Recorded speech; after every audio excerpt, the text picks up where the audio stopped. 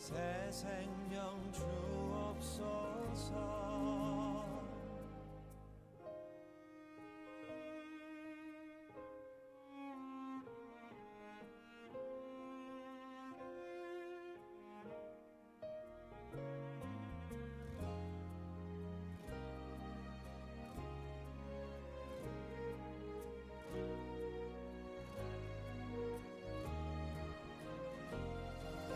참되신 사랑의 언약 어길 수 있사오랴.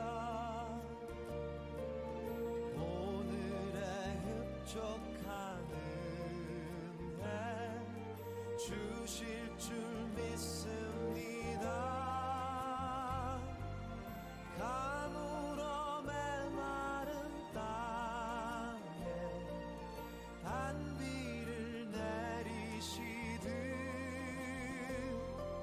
성령의 단비를 부어 새 생명 주옵소서. 가물어 메마른 땅에 단비를 내리시듯 성령의 단비를 부어 새 생명 주옵소서.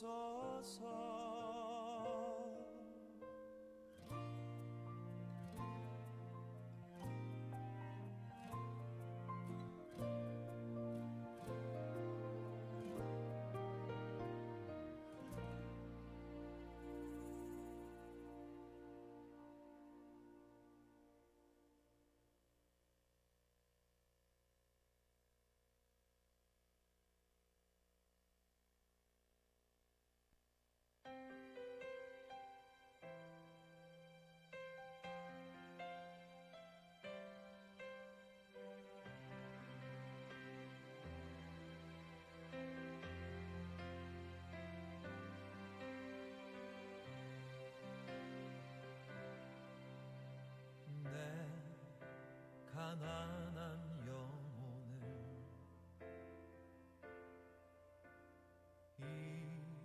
이제 쉬게 하소서.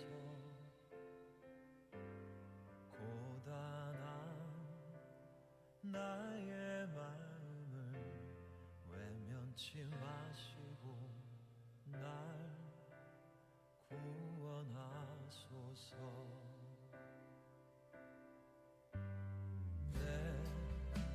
나약한 마음이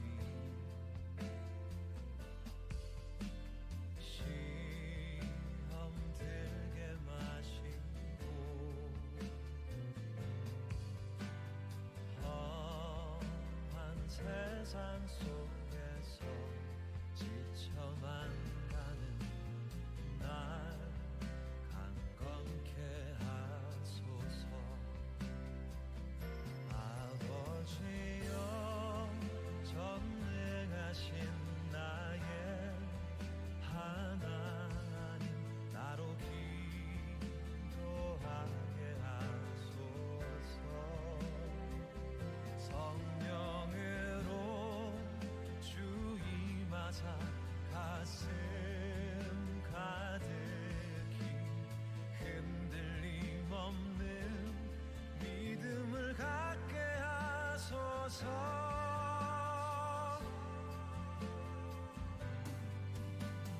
날 사랑하는 주,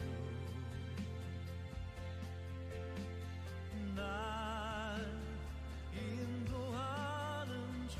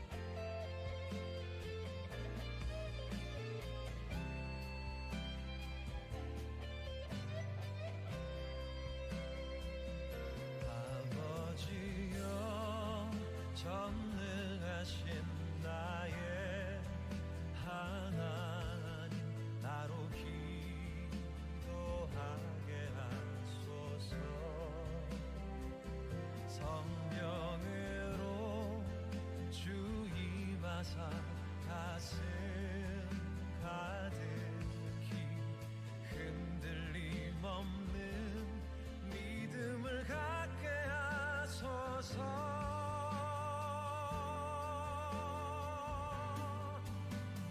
날 사랑하는 주, 날 인도하는 주,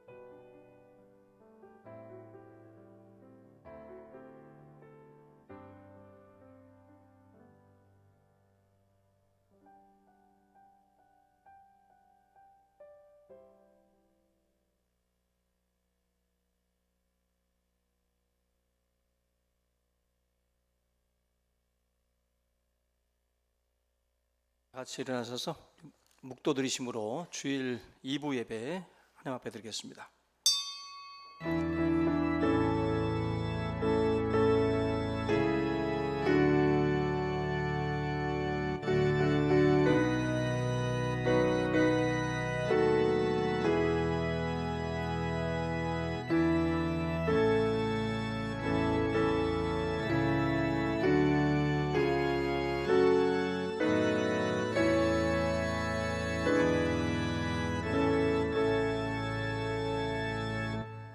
찬송과 영광을 받으시기 합당하신 주님, 오늘도 거룩한 주일에 또 하나님 앞에 찬송과 영광을 올려드립니다.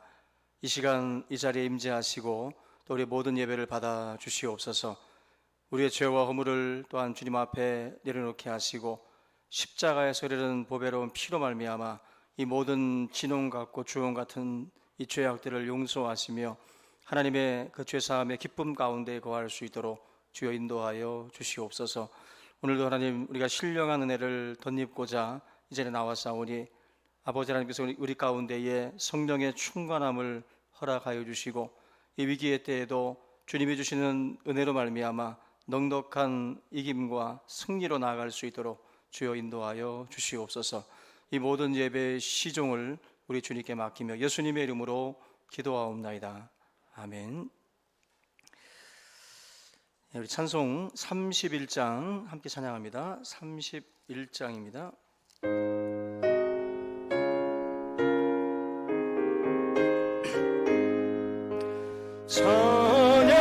찬양하라 복되신 구세주 예수 백성들아 사랑을 전하세 경배하라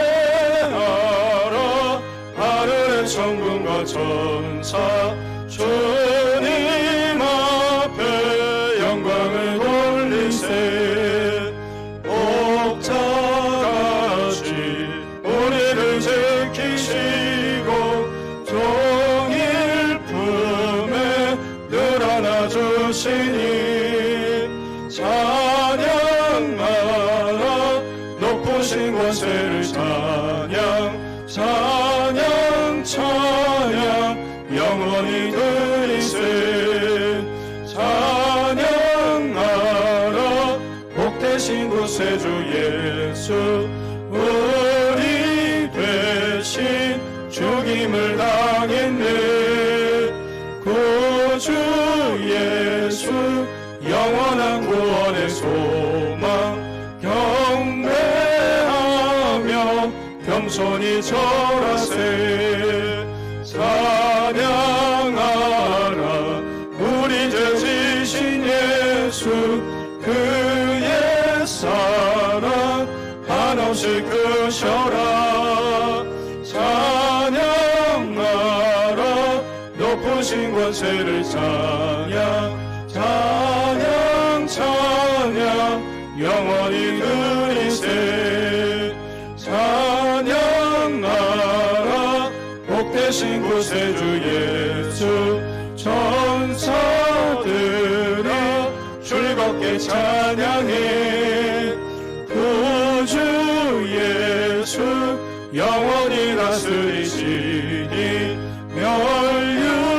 멸류관을 주 앞에 드리세 구주 예수 세상을 이기시고 영광 중에 또다시 오시니 찬양하라 높으신 권세를 찬양 찬양 찬양 영원히 드리세. 교동문 65번 함께 봅니다. 교동문 65번입니다. 시편 149편입니다. 교독하겠습니다. 할렐루야 새 노래로 여호와께 노래하며 성도의 모임 가운데에서 찬양할지어다.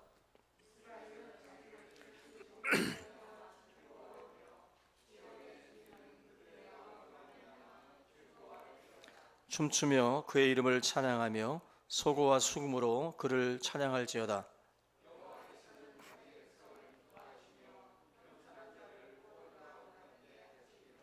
성도들은 영광 중에 즐거워하며 그들의 침상에서 기쁨으로 노래할지어다.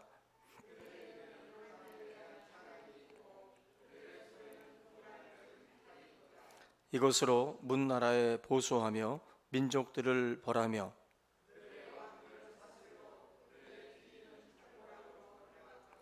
기록한 판결대로 그들에게 시행할지로다. 이런 영광은 그의 모든 성도에게 있도다. 할렐루야. 아멘. 우리 다 같이 사도신경 고백드리겠습니다. 나는 전능하신 아버지 하나님 천지의 창조주를 믿습니다. 나는 그의 유일하신 아들 우리 주 예수 그리스도를 믿습니다. 그는 성령으로 잉태되어 동정녀 마리아에게서 나시고 본디오 빌라도에게 고난을 받아 십자가에 못 박혀 죽으시고 장사된 지 사흘 만에 죽은 자 가운데서 다시 살아나셨으며 하늘에 오르시어 전능하신 아버지 하나님 우편에 앉아 계시다가 거기로부터 살아있는 자와 죽은 자를 심판하러 오십니다. 나는 성령을 믿으며 거룩한 공교회와 성도의 교제와 죄를 용서받는 것과 몸의 부활과 영생을 믿습니다. 아멘. 자리에 앉아주시기 바랍니다. 찬송가 393장 찬양 드리시고 예배를 위해서 정병기 집사님 기도해 주시겠습니다. 393장입니다.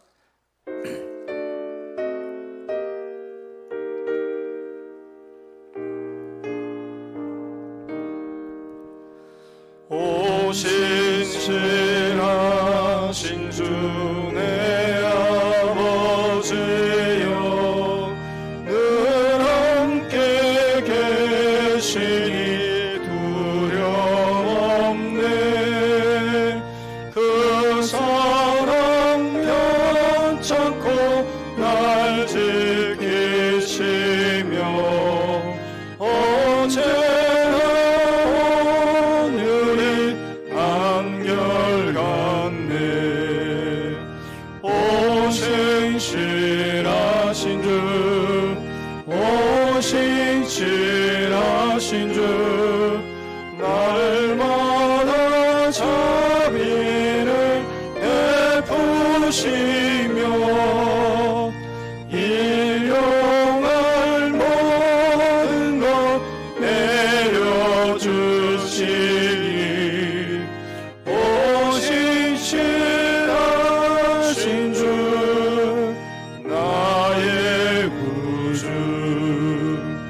봄철과 또 여름 가을과 겨울 해와 달 별들로 아주의 것 만물이 주 영광 드러내도다. 신실한 주 사랑 나타내네. 오 신실하신 주, 오 신실하신 주, 날마다 자비를 베푸시며 일용할 모든 것 내려주시니 오 신실하신 주 나의 구주. 내 죄를 사하여 안위하시고 주친이 오셔서 인도하네. 오늘의 힘내고 내일의 소망 주마이 만복을 내리시네. 오 신실하신 주, 오 신실하신 주, 날마다 자비를 베푸시며 일용할 모든 것 내려주시니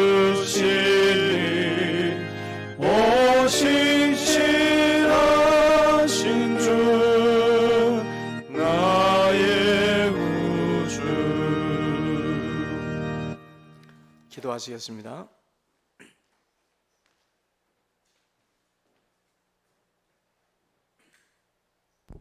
기도드리겠습니다. 할렐루야. 하늘에 계신 아버지 하나님, 오늘 거룩한 성회를 베풀어 주신 모든 일에 대하여 감사와 찬양을 드립니다. 우리들은 늘 어리석고 약하여 주님의 말씀대로 살지 못하고 죄와 허물에서 방황하는 어리석은 죄인들입니다. 주님의 거룩한 보혈로 연약한 심령들을 정결케 하시고 깨끗한 마음들로 살아가게 하시길 기도합니다. 지난 한 주간 동안 세상을 살면서 세상 가운데로 기울였음을 고백합니다. 죄악과 버타며 하나님을 외면하며 하나님의 마음을 상하고 근심하게 하였던 것을 용서하여 주시옵소서. 이 시간 우리를 영적으로 회복하게 하시고 예배 가운데 임하시는 주님을 만나고 돌아가게 하옵소서. 이 시간 우리 충신교회를 위해 기도합니다. 교육관 신축과 교회당 리모델링을 온 성도가 기도로 합심해서 계획하고 준비하는 가운데 있습니다. 어린 주일학교 학생들의 고사리 같은 손으로 정성 어린 마음으로 드린 건축 헌금과 연로하신 우리 성도님들이 힘들고 어려운 가운데서도 아낌없이 드리는 건축 헌금, 코로나19로 인해 힘들게 사업을 운영하면서도 주님의 아름다운 성전과 믿음의 후배들이 주님의 귀한 말씀이 배움터 건강에 떼어놓을 수 있는 교육관을 짓는데 헌신하며 드리는 건축 헌금 등을 우리 주님께서 아실 줄 믿습니다. 드리는 손길마다 주님께서 축복하여 주시고 그 가정과 사업체와 직장을 주관하여 주님 나라에 더욱 크게 쓰이는 일꾼들로 사용하여 주시길 기도합니다. 또한 건축하는 동안 주민들과 마찰이 없게 하시고 성도들도 더욱 하나가 되어 주님의 아름다운 성전과 교육관을 건축할 수 있도록 인도하여 주시길 기도합니다. 또한 우리 충신교회에 너무나 많은 환우들이 있습니다. 주님의 은혜로 회복해 하여 주신 이병삼 목사님 너무나 감사를 드립니다. 아직도 주님의 사역 감당할 것이 많이 남아있는 줄로 믿사오니 더욱 강건할 몸을 허락하여 주셔서 이 땅 위에 주님의 말씀에 많은 발자취를 남길 수 있도록 주님께서 목사님의 육신을 주관하여 주시길 기도합니다. 아버지 하나님, 이 시간 최영원 목사님 기억하여 주시고 힘들게 병마어 싸우고 계시는 목사님의 육신을 붙잡아 주시길 기도합니다. 하루속히 건강을 회복하게 하셔 주시고 간호하는 사모님도 주님께서 위로하여 주시길 기도합니다. 또한 월요일에 디스크 시술과 염증 치료로 입원 중인 공원일 엄성란 집사님을 기억하여 주시고 치료하는 의료진의 손길을 주님께서 주관하여 주심으로 더욱 강건한 몸으로 다시 태어날 수 있도록 주관하여 주시옵소서. 사랑의 주님, 이 나라 이 민족을 기억하여 주시옵소서. 길고 긴 장마와 폭우로 인해 많은 생명이 잃었고 너무나 많은 이재민이 발생했습니다. 슬픔을 당한 온 백성들을 위로하여 주시고 복구로 수고하는 봉사원들도 건강 지켜주심으로 하루속히 복구 쓸 수 있도록 우리 주님이 인도하여 주시길 기도합니다. 지금은 코로나19로 인해 너무나 힘이 들고 어려운 가운데 있습니다. 하루속히 종식될 수 있도록 지혜를 주시고 온 세계가 합심해서 이 위기를 넘길 수 있도록 지혜와 힘을 주시길 기도합니다. 이 시간 목사님 말씀에 강한 능력을 주심으로 주님의 말씀이 살아 역사하게 하시고 교회가 하나가 되게 하시고 성도가 말씀 안에서 더욱 사랑으로 하나가 되게 하여 주시길 기도합니다. 두 분 전도사님 또한 강하게 붙잡으시고 능력 주심으로 주님 말씀 가르치는 데 부족함 없게 하여 주시길 기도합니다. 이 시간 주님 처음 시간입니다. 우리 주님께서 주관하여 주시길 예수님의 이름으로 감사하며 기도드립니다. 아멘.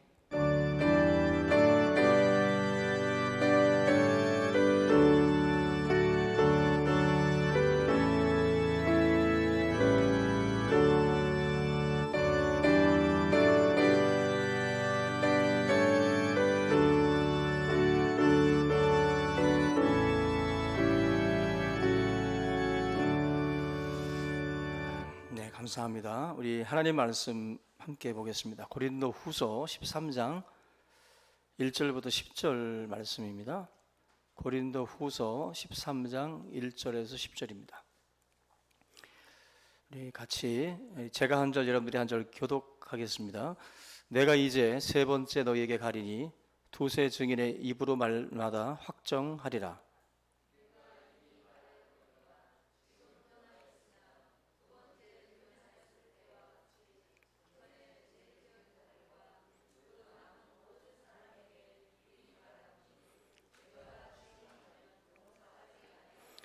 이는 그리스도께서 내 안에서 말씀하시는 증거를 너희가 구함이니 그는 너희에게 대하여 약하지 않고 도리어 너희 안에서 강하시니라.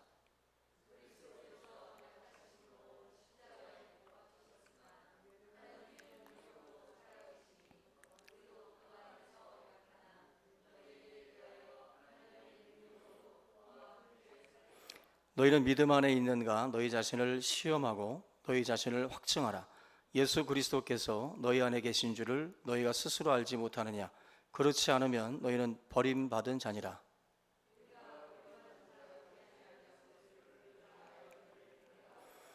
우리가 하나님께서 너희로 악을 조금도 행하지 않게 하시기를 구하노니 이는 우리가 옳은 자임을 나타내고자 함이 아니라 오직 우리는 버림받은 자 같을지라도 너희는 선을 행하게 하고자 함이라.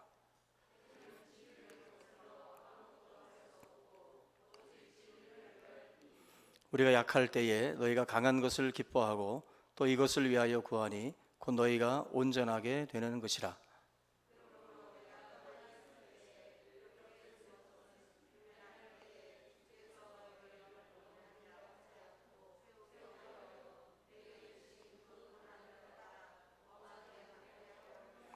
아멘. 할렐루야. 네, 오늘도 우리 또 예배당에서 또 온라인으로 함께 예배하는 모든 성도님들에게 큰 은혜가 함께 하시길 기원합니다. 오늘은 고린도후서 13장의 말씀으로 피하고 싶은 자기 믿음 테스트라는 제목으로 말씀을 좀 나누겠습니다. 우리가 상상할 수 있는 그 최악의 인생이 어떤 인생인가 한번 생각을 해보면 평생 그리스도인으로 살지만 정작 참 그리스도인이 아닌 것으로 밝혀지는 인생. 서로가 다 예수 믿는다라고 생각을 했는데 하나님 보좌 앞에 갔을 때 너는 아니다라는 그 이야기를 들었을 때 주여 주여 하는 자마다 다 천국에 들어갈 것이 아니라고 그랬죠. 지금 천만이 예수를 믿는다고 하지만 그 천만이 다 천국에 갈 리는 없습니다. 그만큼 하나님의 백성이 된다는 것은 결코 그렇게 쉬운 것은 아니에요. 그런 점에서 평생 그리스도인으로 흉내를 내고 살다가 그렇게 만약에 죽음을 맞이한다면 그 인생처럼 불쌍한 인생이 없다는 거죠. 차라리 이 땅에서 세상의 낙을 누리다가 차라리 죽음을 맞이했다면 그나마 덜 억울할 텐데 이 땅에서도 그렇고 어정쩡하게 한 달이 걸쳐놓고 살다가 너무나도 억울하게 죽은 거죠. 그런 면에서 우리가 신앙생활을 할 때 교회 안에서 뭐 부흥했다라든지 목사님들이 질문하는 질문들이 있습니다. 당신은 구원 받았습니까? 당신 구원 받았습니까? 이 질문을 듣게 되면 굉장히 기분이 좀 나쁘기도 하고 또 뭔가 좀 마음 한구석이 찝찝함을 느끼기도 하고 이 질문 자체에 대해서 상당히 싫어하는 분위기가 많습니다. 그리고 어떤 분들은 도대체 날 뭘로 보고 그런 질문을 하냐. 내가 집사인데 내가 지금 권사인데 장로인데 어디다 대고 구원받았냐고 질문하냐. 뭔가 우리들의 정체성, 우리들의 직분 그것을 가지고 우리는 당연히 천국 가고 우리는 당연히 믿는다라고 그냥 생각을 할 수가 있어요. 근데 오늘 이 본문 말씀 보게 되면 결코 그렇지 않습니다. 5절 말씀을 다시 한번 보시면 너희는 믿음 안에 있는가 너희 자신을 시험하고 너희 자신을 확증하라. 이 말은 신앙생활을 할 때 그런 질문을 받는 것에 대해서 기분 나빠하지 말고 내 스스로 자기 자신에 대해서 항상 어떻게 보면 질문을 던지라는 거예요. 내 자신에 대해서 날마다 질문을 던져보면서 그렇게 확증하고 확증해라. 주일에 입는 옷이 다르고 브랜드가 다르고 평일에 입는 옷이 다른 그런 분들이 있죠. 구별해서 입으려고 뭔가 하나님 앞에 거룩하게 입으려고 그렇게 구별해서 입는 거 좋은 분위기입니다. 그런데 주일날 크리스찬처럼 옷을 입고 나왔다가 평일날은 완전히 불신자처럼 옷을 입고 살아가는 사람들이 있죠. 거룩한 옷은 주일날만 통용되고 평일날은 전혀 거룩과는 거리가 먼, 구별되지 않는, 거룩이라는 말은 구별이라는 뜻이 있어요. 구별. 세상과 내가 군계 일학처럼 구별이 돼야 되는데 섞여 있어도 전혀 찾을 수 없을 정도로 그렇게 방불한 모습으로 살아가는 그러한 성도들이 있다라는 것입니다. 그런 사람들은 기준이 없는 거예요. 선명하지 않은 희미한 기준을 가지고 신앙생활을 하는 겁니다. 자기 믿음을 어떻게 보면은 대충 그냥 점검을 하면서 나는 예수를 믿고 있다라고 착각을 하고 나는 교회를 다니고 있으니까 나는 지금 하나님의 백성이다라 그렇게 착각을 하는 거죠. 무늬만 그리스도인, 무늬만 크리스찬인 사람들이 상당수가 있어요. 천만이 예수를 믿지만 어떤 대형교회 목사님은 자기 교회의 60%만 구원받을 것이다. 또 어떤 신학자는 10%만 구원받을 것이다. 그런 말을 할 정도로 현재 뭐 한국 교회의 신앙인들의 신앙의 모습도 그만큼 희미하다라는 거죠. 그 중국의 그 짝퉁이 유명한데 2018년에 아노이 성에서 있었던 일인데요. 그 버스 정류장을 가짜로 45개를 설치해 가지고 광고 업체 어떻게 보면 이제 회사로부터 광고비를 받아 가지고 챙긴 업체가 있었어요. 정류장을 45개를 만드는 중국입니다. 가짜로. 버스 기사들도 헷갈리고 시민들도 헷갈려 가지고 이게 정류장인 줄 알고 몇 분을 기다려도 버스가 안 오는 거지. 알고 보니까 가짜인 거예요. 1,000억을 들여서 유물 박물관을 만들었는데 2, 3만 원이면 살 수 있는 정말 뭐 이런 연ung 유치원에서 그린 아이들이 그린 그림 같은 것들이 접시에 그려져 있어요. 보니까 그런 거를 고대 유물이라고 전시를 해놓고 그렇게 사람들을 기만하고 있어요. 가짜가 정말 판을 치는 그런 그 세상이 아닐 수가 없습니다. 이것을 대충 살피면 모르고 지나갈 수 있는 일들인데 자세히 살펴보니까 문제가 이제 드러나는 거죠. 대형 화재가 났을 때도 항상 언론에 소방 점검을 몇 주 전에 받았다라는 그런 이야기들을 듣게 돼요. 대충 받은 거죠. 꼼꼼하게 점검하지 않고 그냥 슬쩍슬쩍 아마 뒷돈을 챙겼든지 뭔가 제대로 된 점검 없이 그냥 인증 도장을 찍어줬든지 아마 그랬겠죠. 결과적으로는 그런 일들이 발생을 했을 때 속수무책인 거죠. 속수무책. 결국 괜찮다라고 생각을 하고 그냥 괜찮겠지 하고 그냥 슬쩍슬쩍 넘어가는 일들이 결과적으로는 이렇게 큰 사단이 난다는 거죠. 철저한 자기 점검, 자기 성찰이 필요한 이유가 바로 여기 있어요. 우리들의 믿음도 꼼꼼하게 챙기지 않으면 안 된다는 거예요. 요즘에 가장 많이 듣는 얘기가 팩트 체크라는 말을 많이 듣죠. 그만큼 언론 뉴스나 이런 것들이 가짜 뉴스들이 많이 떠돌아다니기 때문에 팩트를 체크하지 않으면 거짓 정보에 우리들이 현혹될 수가 있어요. 그래서 저나 여러분들도 어떤 소식을 듣게 되면 뭐 여러 가지 루트로다가 좀 알아봐야 됩니다. 무턱대고 그걸 다른 사람들한테 전달할 게 아니라 좀 찾아봐야 돼. 뭐 책을 찾아보든지 아니면 다른 또 정보를 가지고 이게 진짜인지 가짜인지를. 우리 목사님들끼리도 카톡방에다가 정보들을 공유하는데 잘못된 정보들을 막 올리는 목사님들이 있어요. 인터넷에서 가지고 와가지고. 그러면 대번에 댓글들이 올라와요. 가짜입니다. 잘못된 겁니다 하면 또 바로바로 내리시고 막 그러는데 그런 실수들을 뭐 한 번만 하는 게 아니라 여러 사람들이 할 수 있어요. 그만큼 이 팩트를 꼼꼼하게 체크하지 않으면 다 실수하는 거죠. 제대로 하지 않으면.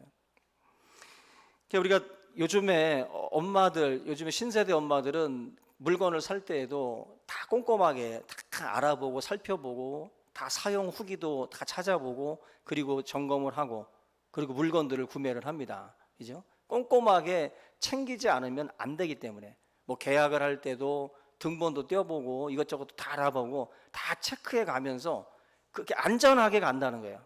그런데 우리가 정말로 그렇게 점검하기를 꺼려하는 게 있어요. 그게 뭐냐면은 자기 건강이랑 그리고 자기 믿음이에요. 건강검진 참 받고 싶지 않잖아요. 그죠? 뭔가 두렵잖아요. 뭐가 나올까봐. 뭐가 나오면은 빨리 고쳐야 되는데 나올까봐 겁이 나. 나올까봐. 뭔가 그것 때문에도 점검받기가 좀 꺼려지기도 하고. 근데 또 한 가지가 바로 이거예요. 믿음. 자기 믿음에 대해서 이게 점검받는 것에 대해서 굉장히 꺼려합니다. 그래서 작은 성경 공부 모임 때 모여가지고 이런 진지한 질문을 던지면요 분위기 가라앉아 있어요. 다 뭔가 좀 무거워 마음들이. 나 진짜 구원 받았나? 내 믿음은 진짠가? 뭔가 이렇게 좀 주춤하는 느낌들을 받기 때문에 이런 주제를 가지고는 얘기하는 게 상당히 꺼려집니다. 예를 들어서 뭐 목사들끼리 앉아가지고 구원 받았습니까? 이 질문하고 있으면 강단에서 말씀을 전하는 사람들이 구원 받았습니까? 이 질문 참 꺼려지는 거 아니에요? 꺼려진다기보다도 이건 이미 밟고 넘어가야 될 단계인데 이거를 가지고 이제 질문을 한다. 근데 이게 사실 이거가 확실하게 확신이 없이도 그 길을 가는 경우들이 있거든. 그 길을. 직분자들도 마찬가지예요. 사람들은 집사님이세요? 권사님이세요? 장로님이세요? 목사님이세요? 막 이렇게 말을 한다고. 그러면은 그 직분을 가지고 사람들이 볼 때는 당연히 구원 받은 거고 이 사람들은 지금 뭔가 또 다른 세계에서 사는 사람들이라고 단정을 짓고도 접근을 하는데 아니거든. 가만히 들여다보면은 또 다른 어떤 부족한 부분들이 많이 있거든요. 그런 점에서 우리가 피하고 싶어하는 부분이에요. 오늘 자기 믿음, 여러분들의 믿음의 무게, 여러분들의 믿음의 깊이, 넓이 이러한 것들을 만약에 잴 수 있다면 내 믿음이 진짜인지 가짜인지 이게 정말로 참된 믿음인지 이걸 우리가 재볼 수 있다면 얼마나 좋겠습니까? 사실 이걸 뭐 길이를 재고 무게를 재는 기계들은 있어도 믿음을 재는 기계는 없잖아요. MRI를 통과하면 믿음 60%, 믿음 90% 이렇게 나오면 좋겠는데 그게 안 나오잖아. 뭐 이런 것만 뭐 뇌에 뭐 종양이 있네 뭐 이런 것만 나오지 우리들의 믿음의 상태 이게 나오질 않거든. 그러한 기계 속에 다 들어가 가지고 자기들의 믿음이 수치로다가 데이터로 다 나오면 그거 뽑아 가지고 60점 미만은 근신, 뭐 80점부터 집사, 90점부터 권사 뭐 이렇게 해가지고 직분을 퍼센테이지로다가 그냥 딱딱딱 때리면 얼마나 편하겠어요. 그게 안 되거든. 그게 안 돼요. 믿음의 깊이와 무게 못 재요 지금. 오늘 이 본문 말씀을 보시면은요 놀라운 말씀이 있어요. 5절에 너희는 믿음 안에 있는가 너희 자신을 시험하고 너희 자신을 확증하라. 그러니까 다른 사람이 여러분들의 믿음을 측정하고 수치화할 수는 없어요. 그런데 내 자신은 내 자신을 테스트할 수 있어요. 자기가 자기를 시험해보고 자기 스스로가 확증할 수 있다는 거예요. 확증할 수 있다. 겉모습만 보고는 믿음이 좋네 안 좋네 말하기 힘듭니다. 우리 많이 속아요. 사람들은 외모만을 보고 판단하기 때문에 많이 속습니다. 신앙도 그런 게 있어요. 사람이 타고난 기질이라는 게 있어요. 성격, 품성이 있어. 그죠? 그래서 원래 예수를 안 믿어도 착한 사람이 있어요. 원래 담배 안 펴. 원래 술 안 먹어. 원래 도박 손 안 대. 원래 사람들한테 배려 잘해. 그런 사람들이 있어요. 믿음은 다른 문제예요. 믿음은 다른 문제라고. 예수 그리스도를 나의 구주와 주님으로 믿는 거는 또 다른 문제예요. 근데 우리가 착각하는 게 뭐냐면은 신앙생활을 할 때 인간적으로 이렇게 윤리와 도덕적으로 착한 사람들을 볼 때 믿음이 좋다라고 생각을 할 수가 있어요. 믿음이 좋다. 술 안 먹지, 담배 안 피지, 배려 잘하지, 친절하지. 딱 보면은 너무나도 믿음 좋아 보여. 믿음은 다른 문제라는 거예요, 여러분들. 예수 그리스도가 자기의 죄와 허물을 위해서 십자가에서 죽으시고 부활하신 그 사건, 나는 그리스도가 없이는 소망이 없는 존재라는 것을 믿는 거, 이거랑 또 다른 문제예요, 여러분들. 그래서 믿음을 우리는 속을 수 있습니다. 그러한 도덕군자들한테 속을 수 있어요. 그리고 성격 갈갈한 사람들은 믿음이 없다고 생각을 해. 아니에요, 여러분들. 베드로 성질 그랬잖아. 우레의 아들이라고 했잖아요. 우레의 아들들. 천둥 번개 치는 애들이에요. 성격이 원래 기질상으로 막 불같은 사람들이 있고요, 원래 온순한 사람들이 있어요. 근데 이거를 그 성격에 관련된 거 가지고 믿음으로 착각들을 할 때가 있어요. 다른 문제예요. 그래서 늘 믿음이라는 거를 우리는 사실 성격에 속고 품성에 속고 도덕과 윤리에 속아. 그래서 사실 우리는 서로의 믿음을 판단하기가 참 어렵습니다. 조심하셔야 돼요. 그래서 오늘이 100점 했던 사람, 하나님은 아닌데 쟤 그렇게 하고 계실 수 있어요. 그리고 여러분들은 아우 저 성질머리, 아우 저놈의 성질머리 그랬는데 하나님은 그래도 이뻐하실 수 있어요. 성질머리 그런 분들 이뻐하시고 있는 거 아셔야 돼. 그놈의 성질머리도 하나님이 이뻐하실 수 있어요. 믿음이라는 건 다른 차원이에요. 믿음이라는 거. 그래서 여러분들 우리가 겉모습만 보고는 믿음이 좋다 나쁘다 판단하기 정말 힘들어요. 그래서 베드로가 다른 사람들은 다 주를 버려도 나는 주님을 버리지 않습니다. 주와 함께 죽을지언정 나는 절대로 주님을 부인하지 않습니다. 듣는 제자들 굉장히 기분 나빴을 거예요. 그런데 위기가 오니까 베드로가 주님을 저주하면서 3번씩이나 부인하잖아요. 베드로는 확신했어. 자기가 믿음이 좋다라고. 근데 자기 믿음이 아무것도 아니라는 것을 위기가 왔을 때 깨닫게 돼요. 아, 나는 내가 지금 굉장한 사람인 줄 알았는데 아니었구나. 운물한 개구리라는 말 있잖아요. 전국체전에서 뭐 1등하면 세계에서도 1등 하나요? 아니잖아요. 세계는 넓고 할 일은 많다는 말이 있는 것처럼 세계는 여러분 넓어요.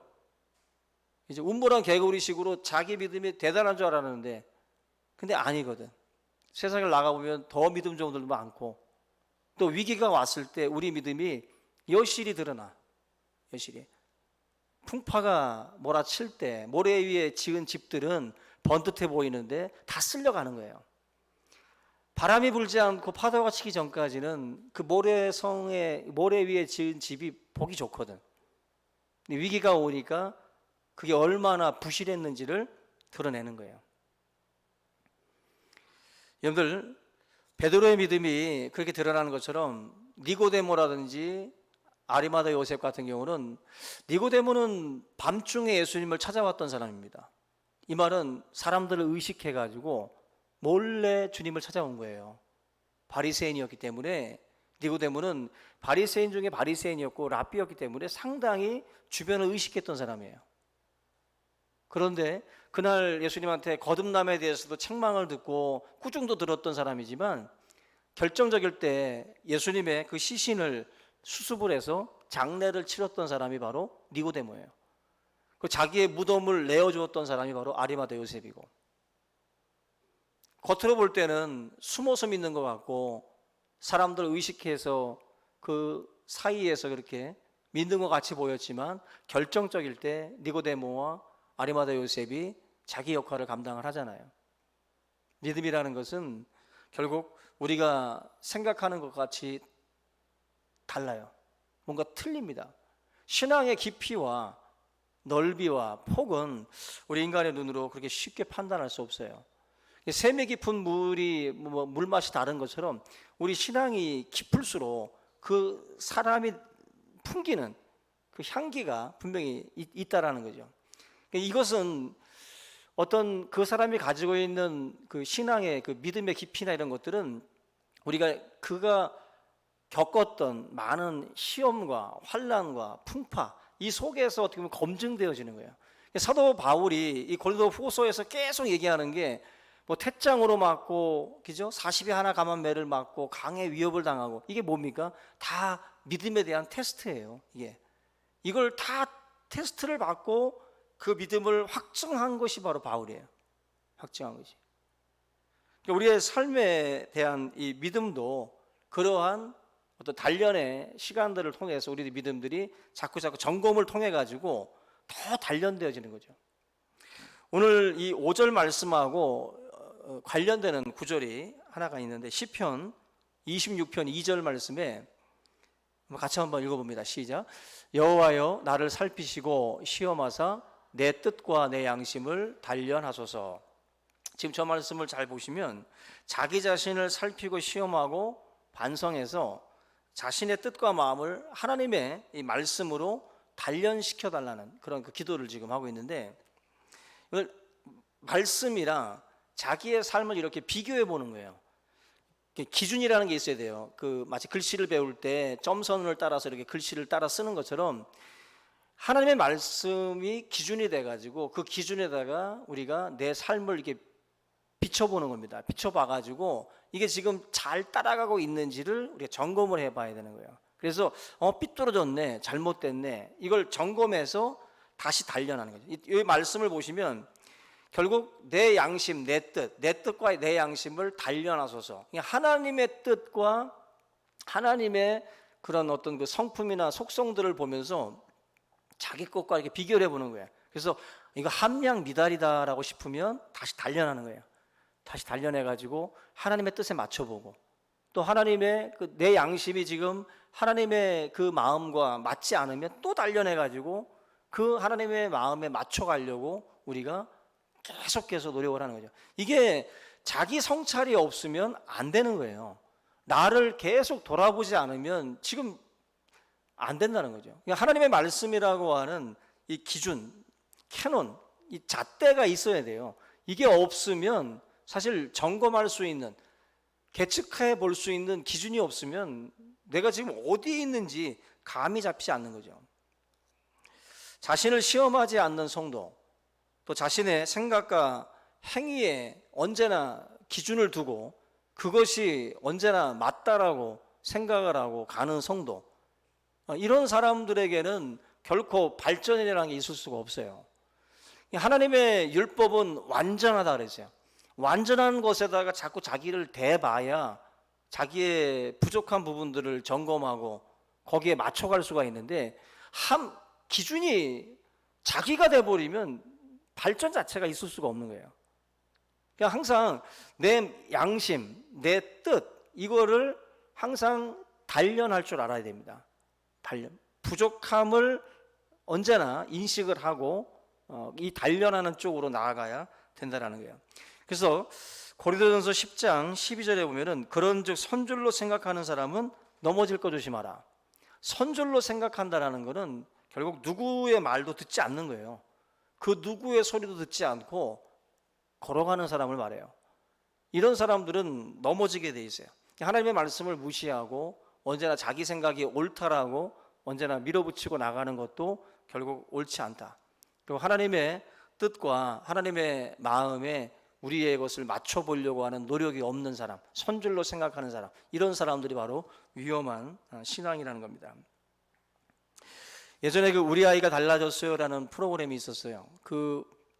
마치 솔루션 프로그램이었는데 아이들 자체가 상당히 통제불능이었던 아이들을 대부분 이제 의뢰해가지고 아이들의 그 문제들을 풀어나가는 프로그램이었는데, 그 유아교육 전문가들이 녹화된 모습들을 보고서 판단을 하고 조언을 해주는 그런 그 프로그램입니다. 근데 제일 먼저 하는 게 뭐냐면은 부모님들을 그 한 자리에다가 다 모아놓고 그 영상을 같이 이렇게 보게 해요. 그래서 한마디로 이제 객관화시키는 거예요. 그 아이를 그리고 자기들 자신들을 객관화시켜 가지고 이렇게 쳐다보게 만듭니다. 자기가 자기 문제 속에 빠져 있을 때는 보이지 않던 것이 영상으로 객관화시켜서 이렇게 보니까 자기 아이의 문제가 보이고 부모인 자신들의 무지함과 그리고 무심함이 보여요. 그러면서 부모님들이 그 영상을 보면서 펑펑 웁니다. 자기들이 참 잘못하고 있었구나 하는 것을 느끼는 거예요. 그게 문제 속에 있을 때는 안 보여요. 이렇게 제3자가 돼서 객관적으로 이렇게 보려고 이렇게 봤을 때 그게 보이는 거예요. 다윗이 하나님 앞에 책망을 들을 때에도 나단 선지자가 다윗을 책망을 할 때도 객관화시켜요. 이렇게 밧세바를 범하고 우리아를 적진 깊숙이 집어넣어 가지고 죽게 만들었던 그 죄를 책망하기 위해서 나단이 가가지고 어떻게 얘기합니까? 100마리를 가진 양을 가진 사람이 있었고 한 마리의 양을 기르는 사람이 있었는데 손님이 왔는데 100마리 가진 주인이 한 마리 가진 양의 그것을 빼앗아 가지고 그걸 가지고 대접을 했다는 거죠. 정말 자식같이 키웠던 사람인데 그 한 마리를. 그 말을 듣고 다윗이 그런 놈은 당장 잡아다가 죽이라는 거죠. 객관화 시켜놓고 보니까 아주 못됐거든, 그렇게 행동하는 사람은. 근데 자기가 왕으로서 엄청난 권력과 힘을 가지고 있음에도 불구하고 한 가정을 쑥대밭을 만들어 놓은 거예요. 자기가 우리아와 밧세바 그 사랑의 그 부부를 그렇게 파괴해 놓은 그 자신을 이렇게 객관화시켜서 보게 한 거예요. 자기가 잘못했다라는 것을 알게 되는 거예요. 우리가 이렇게 자기 자신을 이렇게 놓고 본다라는 게 참 힘들어요. 훈수 둘 때 잘 보인다 그러잖아요. 문제 속에 있을 때는 안 보이는데 자기가 옆에서 훈수 두면 잘 보인다 그러죠. 객관화 시켜놓고 보면 잘 보이는 법이에요. 우리가 단체 사진을 찍게 되면 사진 속에 내 얼굴이 잘 나온 사진만을 뽑고 싶어요.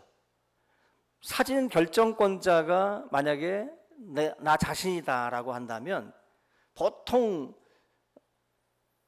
여자들은 예민하잖아요. 그죠?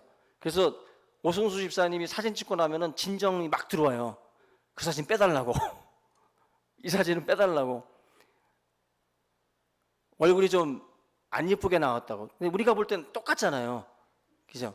그렇게 크게 안 바뀌었는데 자기들은 막 안 예쁘다고 그거 빼달라고 막 그런다고.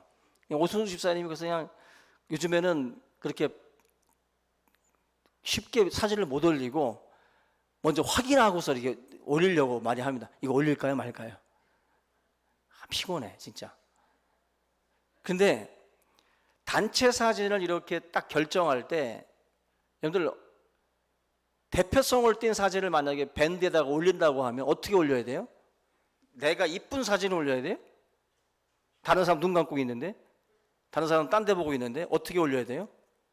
그래도 전체가 앞을 보고 있고 내 사진이 약간 좀 덜 이쁘게 나와서도 전체적으로 다 그래도 눈 뜨고 앞에 보고 있는 사진을 그래도 평타 친 거를 그걸 올려야 되잖아요. 그죠? 막 흰자 보이고 막 눈 뻘겋게 막 뭐 프라시 터져가지고 막 이런 거 이거 올리면은 짜증나잖아. 그러니까 평타 친 걸 올려야 된다고. 그러니까 대표성이라는 게 어떻게 보면 이 객관화시킨다는 게 그런 거예요. 주관적으로 내 기분으로다가 딱 고르는 게 아니라 전체적으로 그래도 좀 어느 정도 들어맞는 거를 좀 해야 되겠다. 고르는 거거든. 그만큼 힘든 거예요. 객관화시킨다라는 게. 근데 주관적인 생각이 많이 들어가죠. 여러분들 신앙생활이라는 게 이렇게 뭔가 이렇게 객관화시켜 놓고 자기를 보고 성찰한다라는 거 내가 하면 로맨스, 남이 하면 불륜이잖아요. 그렇게 자기를 너무 좋게 평가들을 많이 하거든. 근데 정말 이렇게 객관적으로 딱 놓고서 보게 되면 달리 보이죠. 달리 보인다고. 자기 자녀 마찬가지고, 그죠? 모든 부분에 대해서 사실 이렇게 보는 훈련들을 해야 되는데 그렇게 보지 못한다라는 거죠. 요한계시록 3장 17절 한번 보겠습니다. 같이 한번 읽어보겠습니다. 시작. 내가 말하기를 나는 부자라 부요하여 부족한 것이 없다 하나 네 곤고한 것과 가련한 것과 가난한 것과 눈먼 것과 벌거벗은 것을 알지 못하는도다. 라오디게아 교회를 향한 하나님의 책망의 말씀인데, 라오디게아가 지금 자기를 객관적으로 못 보는 거예요. 하나님이 책망하는 겁니다. 아, 나는 부자야, 부요해, 부족한 것이 없다. 이게 믿음을 놓고 얘기하는 건데 자기들은 믿음이 대단한 줄 아는 거예요. 뭔가 이렇게 다 갖추고 있다라고 생각을 하는데, 하나님은 곤고하고 가련하고 가난하고 눈먼고 벌거벗었다. 왜 그걸 못 보냐는 거죠. 왜 너희들은 너희 자신들을 이렇게 객관적으로 못 보고 그렇게 착각에 빠져 있냐는 거죠.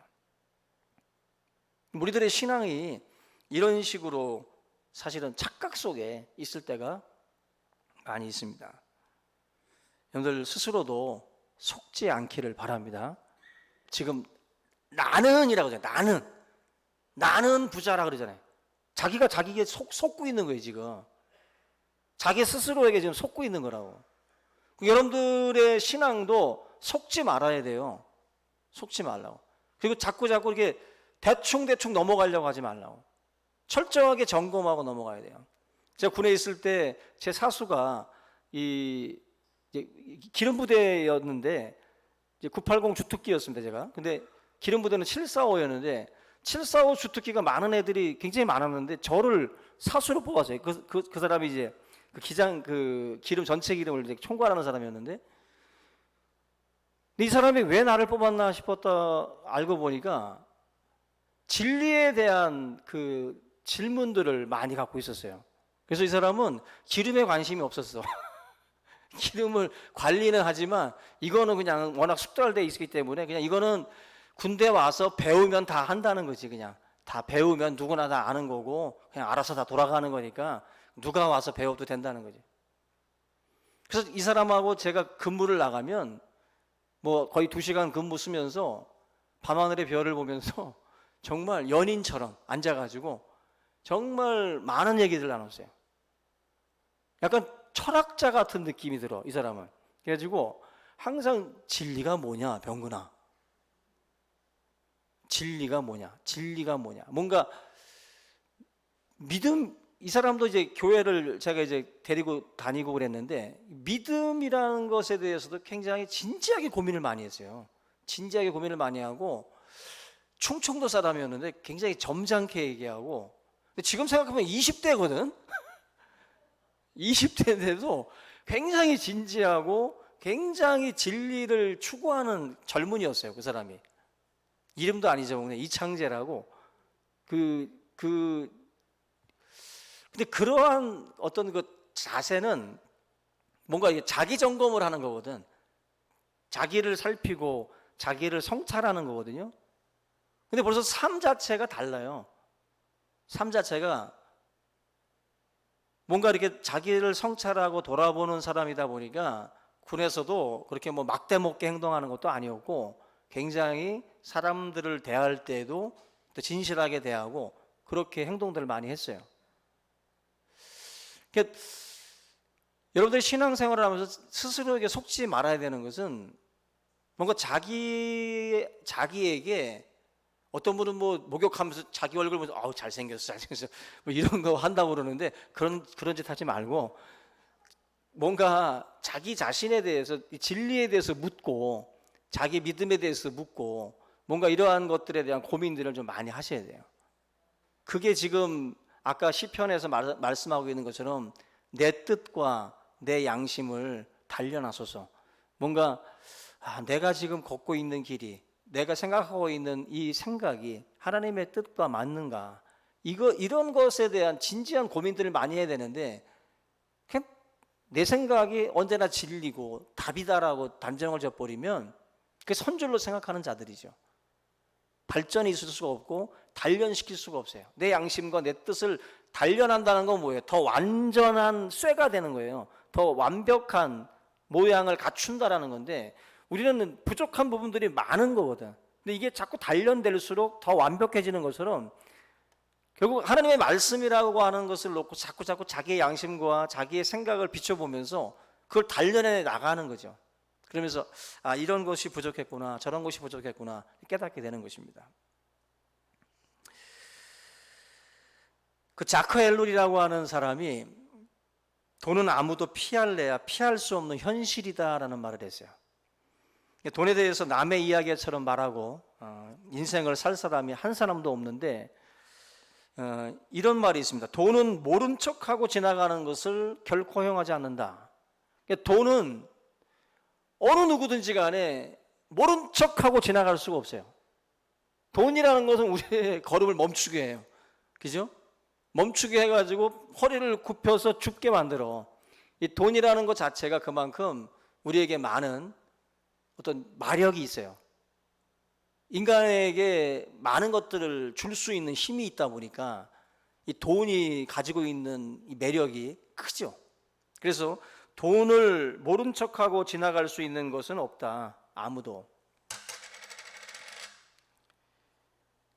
물이 떨어져가지고 에어컨에서 물이 떨어져가지고 그러니까 이게 지금 신앙생활을 하면서 저와 여러분들이 그 우리들의 그 신앙을 점검할 수 있는, 우리들의 믿음을 점검할 수 있는 그런 그 기준 중에 한 가지가 돈, 물질이 될 수 있어요. 물질. 모른 척하고 지나갈 수 없다. 마귀가 시험하는, 예수님이 설교한 설교 내용 중에 거의 50% 이상이 물질에 대한 설교라고 말씀을 해요. 하나님과 재물을 겸하여 섬길 수 없다. 결국 내 보물이 있는 곳에 내 마음이 있다. 보물을 무엇으로 이제 규정하느냐에 따라서 달라지는 거예요. 여러분들에게 인생에 있어서 보물이 뭐예요? 돈이 보물인 사람들도 있고, 그죠? 또 다른 가치가 보물인 사람들이 있어요. 근데 만약에 물질 자체가 그 인생에게 있어서 보물이 돼버리면 내 마음은 그 보물에 가 있어요. 내 보물이 있는 그곳에 내 마음이 간다는 거예요. 하나님과 재물을 겸하여 섬길 수 없는데 재물이 보물이 되면 하나님을 섬길 수 없는 거예요. 하나님이 내 인생의 가장 고상한 지식이고 가장 고상한 보물이 돼야 되는데 보물 자체가 세상의 물질이 돼버리면 결국 우리는 우리의 마음을 거기에 뺏기게 된다는 거죠. 그래서 우리들의 신앙을 점검해 볼 수 있는 것 중에 하나가 바로 돈입니다. 디모데전서 6장에 돈을 사랑함이 일만하게 뿌리가 되나니 이것을 탐내는 자들은 미혹을 받아 믿음에서 떠나 많은 근심으로써 자기를 찔렀도다. 여러분들 대서양을 횡단했던 린드버그 대위 이야기가 있죠. 이분이 대서양을 30시간 넘게 횡단을 해서 이제 세계적인 영웅이 됐는데 프랑스 파리를 도착을 했을 때, 방문했을 때 수십만의 인파들이 몰렸다고 그래요. 근데 그 인파 속에 담배회사 회장도 있었는데 담배회사 회장이 제안하기를 담배 한 값치를 당신 손가락에 끼든지 입에 물든지 해서 사진 한 카트만 찍자. 그리고 5만 달러를 드리겠다라고 제안을 했어요. 그때 린드버그가 나는 세례교인입니다 라고 정중하게 거절을 했다고 합니다. 1930년대니까 90년 전 이야기예요. 90년 전에 거의 우리나라 돈으로 한 5천만 원 넘는 건데 당시에 5천만 원 이상이면 얼마나 큰 돈입니까? 근데 그 제안을 린드버그는 세례교인입니다. 할 수 없습니다라고 정중하게 거절해요. 자기의 믿음을 어떻게 보면은 보여드린 거예요. 예수님이 광야에서 시험 받았죠. 천하만국 보여주면서 자기에게 절하면 이 모든 거 다 주겠다 그랬어요. 마귀가 예수님을 찾아와서 시험했던 것처럼 우리 인생에도 여러 가지 이런 나의 믿음을 테스트하는 환경들이 만들어질 겁니다. 린드버그에게 지금 그 환경이 만들어졌던 것처럼 저나 여러분들의 삶에도 그런 나의 믿음을 테스트할 수 있는 그 자리들이 아마 올 거예요. 그때 여러분들이 여러분들의 믿음들을 보여주셔야 되는 거예요. 여러분들의 믿음을. 나는 크리스찬입니다. 나는 믿음의 사람이기 때문에 그 결정, 그 선택을 할 수 없습니다라고 당당히 말할 수 있는 거. 그게 어찌 보면은 자기 믿음을 확증하는 것이고 내가 내 믿음을 시험하는 그 자리에서 우리가 보여줄 수 있는 거예요.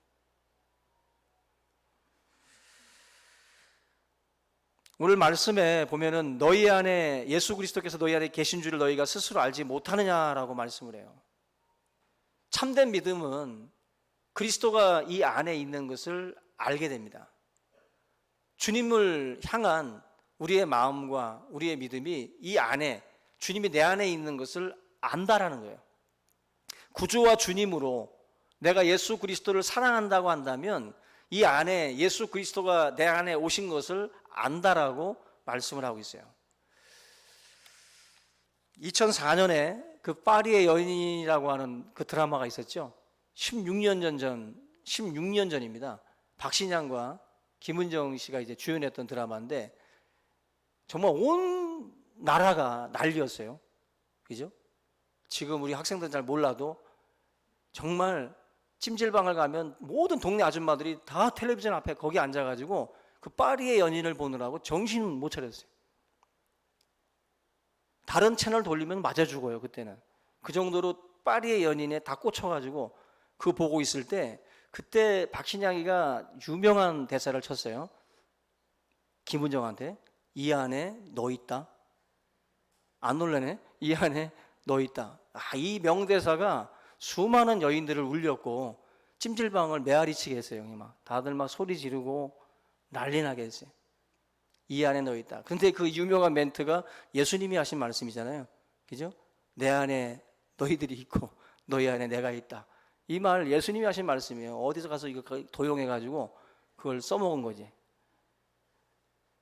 내 안에 너희가 있고 너희 안에 내가 있다라는 이 말씀이 바로 예수님을 알고 예수님을 사랑하면 우리 안에 온통 예수님 생각뿐인 거예요.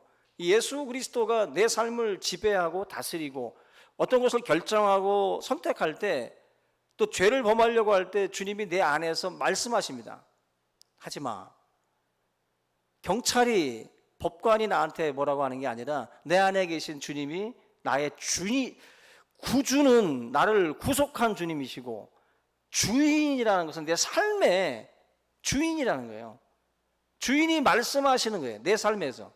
그래서 성도는 살아가면서 이 안에서 들려지는 소리가 있어요. 주님이 나를 멈추게 하신다고. 나로 하여금 가게 하시고.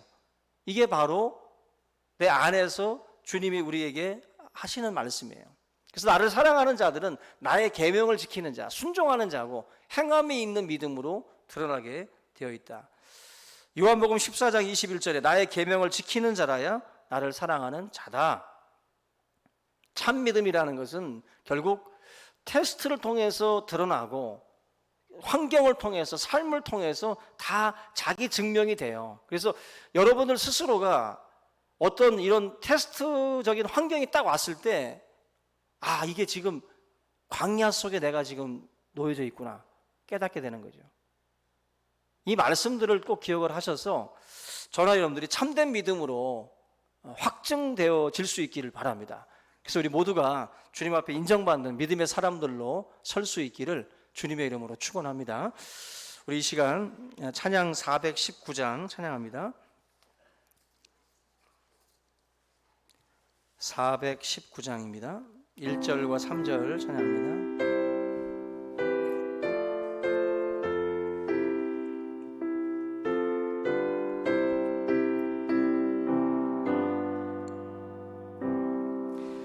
주 날개미 내가 편안히 쉬네 밤 깊고 비바람 불어쳐도 아버지께서 날 지켜주시니 거기서 평안히 쉬리라.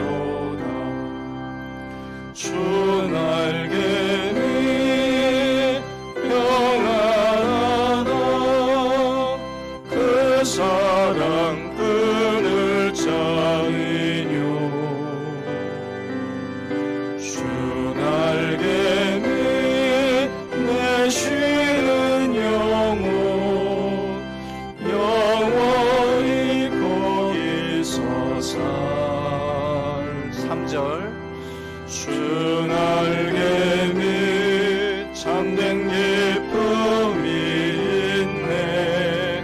고달픈 세상 길 가는 동안 나 거기 숨어 돌보심을 받고 영원한 안식을 얻으리라.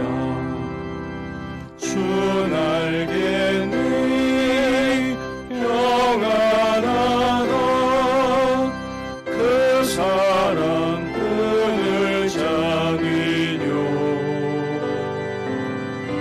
주 날개는 내 쉬는 영혼 영원히 거기서 살리. 드리신 예물 위해서 기도합니다. 복의 근원 되시는 우리 하나님 아버지, 오늘도 주님 앞에 드려진 귀한 예물을 축복하시고 성도들의 가정과 직장과 사업을 축복하여 주시옵소서. 이 어려운 때를 지나갈 때에 우리 성도들 마음에 낙심하거나 또 그 걸음이 실족하지 않게 하시고 날마다 주님께서 불꽃 같은 눈길로 지켜주시며 또 모든 것이 합력하여 선을 이룸을 또 믿게 하셔서 날마다 소망 가운데에 거할 수 있도록 인도하여 주시옵소서. 세상을 이김은 또 믿음이라고 말씀하셨사오니 오늘 사랑하는 모든 성도들이 믿음 안에서 승리하게 하시고 세상 속에서 언제나 하나님 앞에 또한 검증받고 또 인정받는 그런 믿음의 사람들로 설 수 있도록 함께하여 주시옵소서. 오늘도 드려진 손길 위에 축복하시며 30배, 60배, 100배의 결실들을 거두게 하시고 또 손을 펴 구제하고 하나님의 축복의 통로로서 귀한 또 삶이 사용될 수 있도록 주님 함께하여 주시옵소서. 또 하나님 세계 나가 있는 많은 또 선교사님들을 기억하여 주시고 이 코로나로 인하여 또 하나님 많은 어려움들이 있사오니 저들 가운데에 지혜를 더하셔서 또 세계 선교를 위한 방향과 또 아버지 하나님 모든 또한 아버지 하나님께서 문제들을 잘 해결해서 더욱더 좋은 모습으로 다시 하나님의 귀한 선교가 또 하나님 진행될 수 있도록 주님 축복하여 주시옵소서. 오늘도 머리 숙인 모든 성도들, 함께 예배하는 모든 성도들의 가정과 그들의 모든 삶을 또 주님께서 더 좋은 것으로 채워주실 줄 믿사오고 예수님 거룩하신 이름 받들어 기도하옵나이다. 아멘. 광고 말씀드리겠습니다. 우리 주보 참조해 주시고요. 현재 우리 90일 성전 릴레이 기도가 진행이 되고 있습니다. 우리 한 분씩 오셔서 교회당에서 기도를 하고 계시는데 10월 10일까지 진행이 되고요. 그리고 현재 교회 건축 교육관 건축을 위해서 건축원금 작정을 하고 있는데 현재 8,065만 원이 모금이 작정이 됐습니다. 그리고 월정도 289만 5천 원이 작정이 됐고요. 현재 모금은 2,578만 2천 원이 현재 모금되었습니다. 협력해 주신 우리 성도님께 감사를 드리고 앞으로 이 교회 교육관 신축 그리고 리모델링 모든 공사들이 또 하나님의 은혜 속에서 잘 진행될 수 있도록 위에서 기도해 주시고 우리 교회가 다시 한번 또 새롭게 도약하는 그런 계기가 될 수 있기를 바랍니다. 그리고 임마누엘 찬양대 우리 전재희 자매랑 같이 논의를 하고 나면 꼭 코로나가 터져. 그래가지고 교회들마다 자꾸 문제가 터져가지고 이번에도 성가대를 8월 23일 날 세우자라고 한번 합의를 하고 광고가 나가는데 또 터졌어요. 그래서 좀 난감하긴 한데 11시 반 예배 때 임마누엘 찬양대가 찬양을 하고 아마 여기서 서서 좀 간격을 띄어서 찬양을 하고 그리고 예배 마치면 바로바로들 또 귀가하는 식으로 해서 식사들은 없고요. 최대한 우리가 방역에 힘을 써서 불미스러운 일들이 교회 안에 일어나지 않도록 그렇게들 각별히 또 신경을 써주시기 바랍니다. 그리고 우리 공원일 집사님과 엄성남 집사님 우리 두 부부가 이번에 그 바로병원에 입원해 계시는데 우리 공월 집사님은 허리 디스크 파열로 인해서 월요일 날 시술이 잡혀 있습니다. 그리고 엄성랑 집사님도 팔목과 또 손목에 손목과 이 발목이 다 염증들이 좀 있으셔가지고 지금 현재 치료 중에 있으신데, 이 뭐 불티나 왕돈가스 그 영업을 하시면서 많이들 무리를 많이 하시니까 또 이렇게 또 안 좋은 일들이 또 일어난 것 같습니다. 우리 두 분의 건강을 위해서 기도해 주시고 빨리 회복이 돼서 또 정상적으로 활동하실 수 있도록 함께 기도 부탁드리겠습니다. 예, 우리 옆에 계신 분들과 한번 인사 나눕니다. 주 안에서 사랑합니다. 한번 인사 나누겠습니다. 예, 우리 참 이렇게 코로나 때문에 서로들 못 보다가 주일날 왔는데 입까지 트라우마가 나가지고 다 참 진짜 이게 뭔 일입니까 진짜. 이게 이렇게 길어질 줄은 정말 생각도 못했는데, 이게 끝이 아니라 진짜 정말 내년에도 후년에도 이게 계속 될 것 같은 분위기라 참 마음이 참 무겁습니다. 이럴 때일수록 교회적으로도 여러분들의 신앙의 어떤 이런 그 경건을 위해서도 많이들 좀 체크를 하고 또 이렇게 좀 해드려야 될 것 같아서 많이들 저희들도 좀 생각들을 좀 모으고 있는데, 여러분들도 개인적인 경건의 훈련들을 많이 하셔야 됩니다. 먼저는 이제 밴드에서 금멜의 양식들을 잘 읽으시고, 또 요즘 같은 때 우리 청년들도 뭐 성경 필사도 하고 있고 성경 통독도 지금 많이 하고 있어요. 많이 하고 있지 않지만 몇 명이 지금 그래도 좀 열심히 해보자 해서 지금 하고 있는데, 그런 식으로 요즘 같은 시기에는 개인의 각계 전투가 필요해요. 각계 전투. 우리 각자가 정말 열심히 하지 않으면 안 되는 시기예요. 지금 이게 모일 수도 없고, 지금 아마 새가족들이 교회로 오면 이게 교제 자체가 끊어진 시대이기 때문에 새가족들이 정착하기도 참 힘들겠다라는 생각이 들어요. 정말 아무것도 모르는 불신자들이 예수 믿고 처음 교회 와가지고 이렇게 만약에 계속 이루어진다면 정말 이게 힘든 시기거든요. 여러분들 정말 지금 믿음들 잘 간직하고 지켜나갈 수 있기를 바랍니다. 우리 이 시간 다 같이 일어나셔서 우리 주님 다시 오실 때까지 함께 찬양합니다.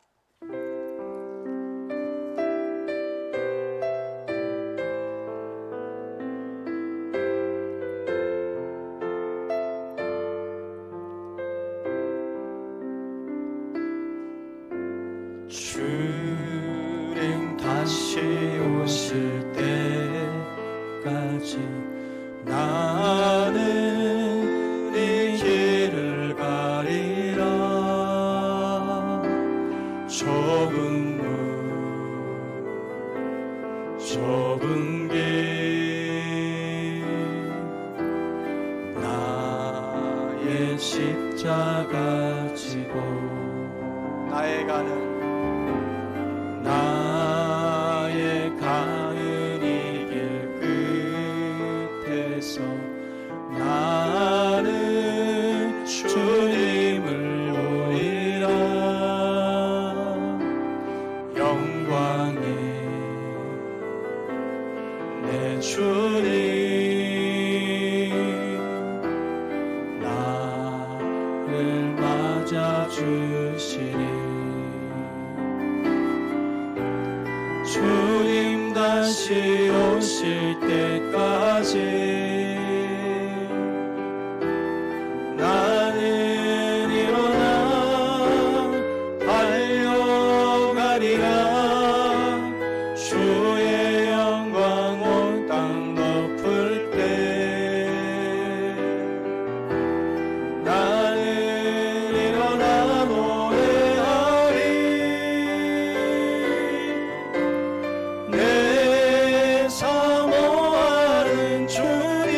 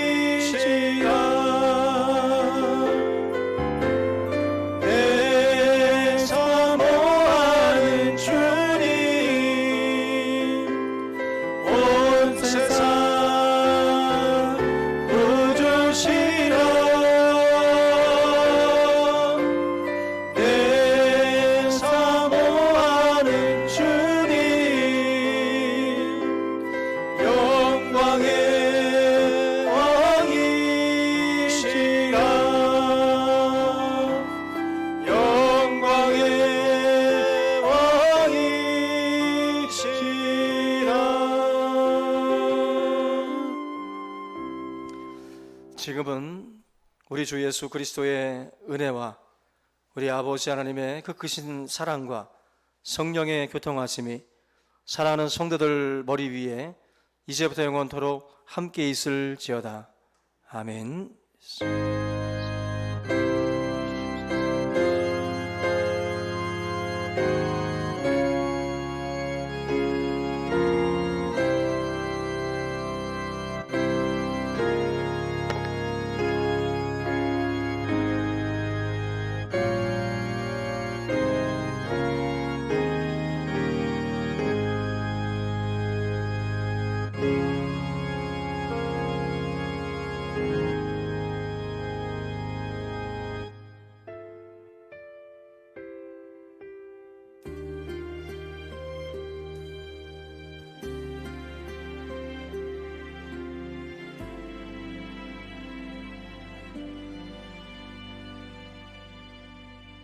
여호와는 너에게 복을 주시기를 원하며 너를 지키시기를 원하시며